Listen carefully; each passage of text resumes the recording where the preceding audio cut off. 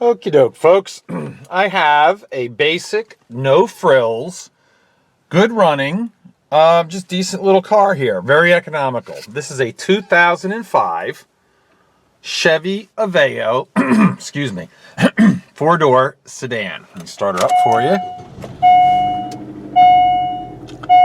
There we go. You can see there's no check engine lights on. I don't have a whole lot of experience with this vehicle. Well, it's probably been driven a bit.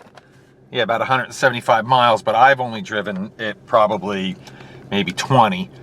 I know we had to do a little bit of work to it when we first got it. Let me show you the actual mileage here. There it is.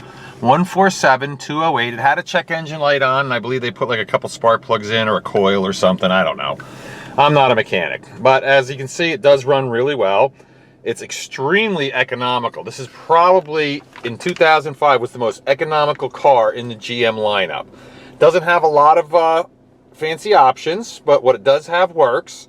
And, you know, it's just an overall pretty nice car. You know, AM, FM, CD. I know the radio works. As you can see, I can't comment on the CD player because I don't believe there's any CDs in there. No, there's not. Let's see. You know, you get your little clock and stuff up here. Rear window defogger. It's got wipers, of course, obviously, and they work. As you can see, there is a crack in the windshield, so you're probably at some point going to want to replace that, but that'll be up to you. Horn, little baby horn there, no problem. It is an automatic transmission, 4-speed automatic. The interior is actually in pretty darn nice shape, you know, considering the age and mileage of the vehicle. The outside, I'll be honest with you, is edgy at best. It is kind of beat up. You know, it was a city car, I would guess, because it's got little dents and dings and stuff all over it, but we'll show you that right now. All right, hop out. We'll hop out here. Nice, pretty blue color. First thing you can see is it took a little shot here on the left front, and weirdly enough, they put an alloy wheel on this car, and I have no idea why. The tire itself feels pretty darn good. Feels like that's probably, geez, 80% of the tread left right there. Coming along. Come back here and do this tire. This one feels pretty good too. That one's 80-90%, so that's really good. Let's check out the tires on this side. This one here, yeah, 80-90%. So far, 3 of the tires are in really, really good shape. And this one, yeah, this thing's got really good tires on it, so I'm actually shocked. Now, as you can see, we'll go over the body. Front bumper, front fender's a little banged up here. Looks like a dent in the passenger, right front passenger door, some scrapes. I don't see any corrosion or rust. Here's your roof. I'm sure that's got a couple dings on it. Actually, it looks like some hail dings on it, really. That's what it looks like. Open her up for you, and you can see how nice the passenger side is. Looks like this was a non-smoker's car. I don't see any cigarette burns. It doesn't smell like smoke, so that's a good thing for those of you that are non-smokers and care. Here's your headliner. All right. Do your door jamb. Nice and clean. We'll do your door frame. And of course, get down to the bottom part here. And as you can see, no rust, no corrosion there, which is good. All right, do your back seat. See that? A little staining, not bad.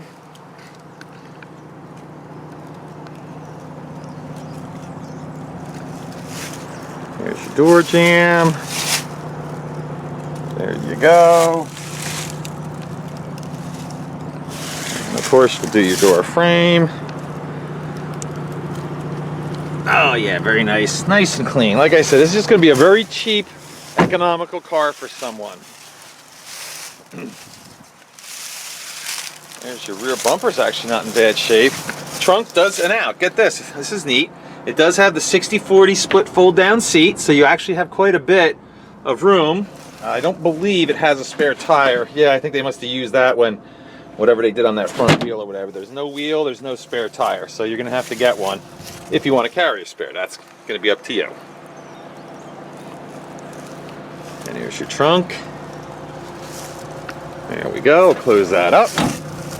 This is the Chevy Aveo LS, which used to denote like a higher level of equipment, but I don't know what that means on this car now, because it's not fully loaded, that's for sure. Oh, your left rear quarter panel looks undamaged and nice. No scratches, no dings. That's pretty cool. And a couple, like I said, here's the roof on this side. Yeah, it definitely looks like it was some hail damage on this car. Not bad. I mean, overall, the car is not a total train wreck, but it's certainly not a prom queen either.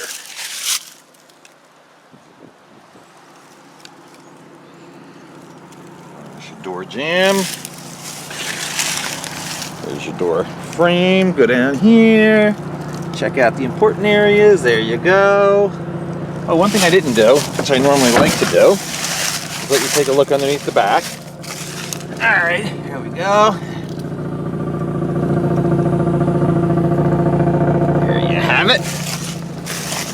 All right, come on. This is the driver's door. Door jamb. There you go.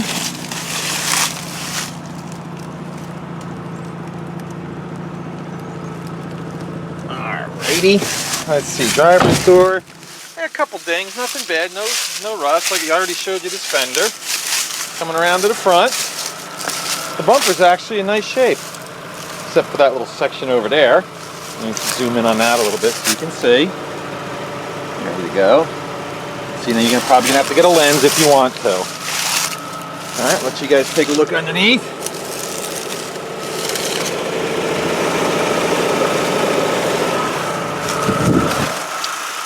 All right, now this E-Tech motor, very good motor. It's a Japanese-built motor. I don't remember exactly who built it. It's either a Suzuki or a Isuzu. I don't remember what the partnership is for GM on this, but this is a 300,000-mile motor.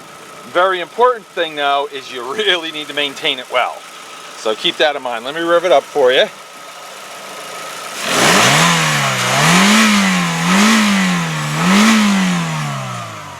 That sounds fantastic. You don't even need to be a mechanic to know that. There's no knocks, no high rev taps, there's no valve train noise. It actually is a really, really nice sounding and great running car. It is kind of peppy too. I mean, it's a light car, so it doesn't need a ton of power, you know, to make the thing get up and go. See a little dent right there in the hood, and of course your various stone chips, of course. But it actually is a good running car. And if you live in the state of New Jersey, you have until January before you even have to consider getting it inspected. Now, of course, it doesn't matter anything unless it runs good, and that's what I'm going to show you next. We're going to take it for a drive. All right, folks, we're going to take it for a ride now. And one thing I always like to do is start the cars when they're ice cold, which you got to see before when I started it. Now it's had a chance to warm up, and I'm going to start it again. I just always feel that's important because different things can exhibit different issues depending on the temperature of the engine. But as you can see, it starts equally as well, warm and cold, idles perfectly. Like I said, there's no lights on, no warning lights, and we're going to take it for a ride. 4-speed automatic transmission. I'd be willing to bet. I do not know what the actual EPA rating on this car was, but I'd be willing to bet that this thing probably gets 35-40 miles per gallon on the highway, and probably pretty darn good in the 30s anyway around town. So if you need a good running, automatic, little 4-door sedan that saves you a lot of money on gas, this might be the right one for you. As you can see, it gets right up 50, 55 miles an hour, no problem. Shifts through all the gears, no problem. I do want to check the front end though. So here, wait till the traffic passes. Look over the steering wheel. Actually, look, it looks like it's going down the road really straight. So whatever shot it took, yeah, I haven't touched the steering wheel yet, and we're still going perfectly straight at 55 miles an hour. So whatever shot it took in the left front causing them to have to put a wheel on or whatever, they must have had, I don't know if they had the car aligned, they just didn't knock it out of alignment because it goes perfectly straight. I do notice the steering wheel's cocked a tiny little bit to the left. No big deal. Again, you can have that aligned out if you want, but it's kind of like a waste of money if you ask me. I mean, seeing as how the car goes down the road perfectly straight. But that's up to you. Again, I can't spend thousands of dollars on a $2,000 car. All right, here we go. We'll head back.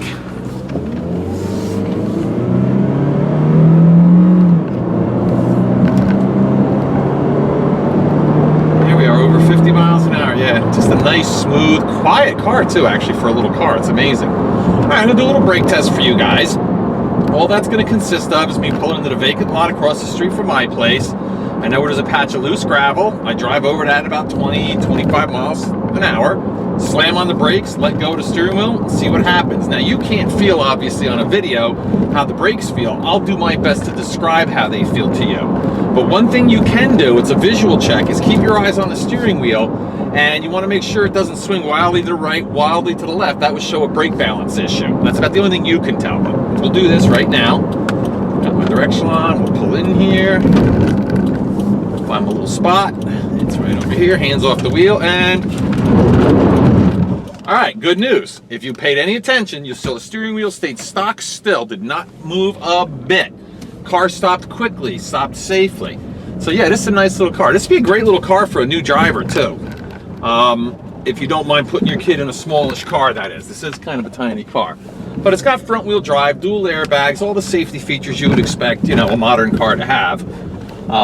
But it's up to you whether you want to do that. But it's going to be very inexpensive and very fuel efficient. And don't ask me why, but for some reason, kids nowadays like a four-door car.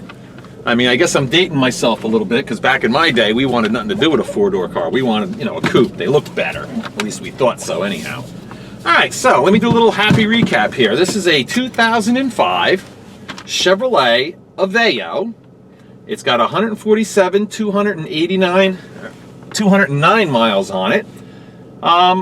It is what it is. It's just a basic, simple, good running, great fuel economy, and probably going to be an ultra reliable vehicle for somebody. All right, I'm going to pop the camera off now. We'll take one walk around out in the sun, because I did the beginning of this video in the shade. I want you guys to get a good view at how this thing looks.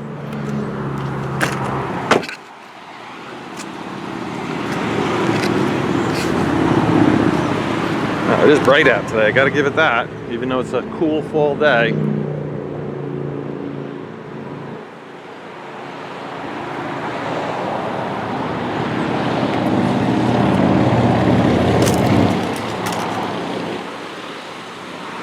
Like I said, it's got a couple little bumps and bruises, but not bad overall. And again, for the price that you'll be able to get this for, it's going to be a heck of a deal for the right person. Well, there you have it, folks. If you need a small, four-door, inexpensive, great fuel economy, reliable little car, this could be the one for you. Thanks.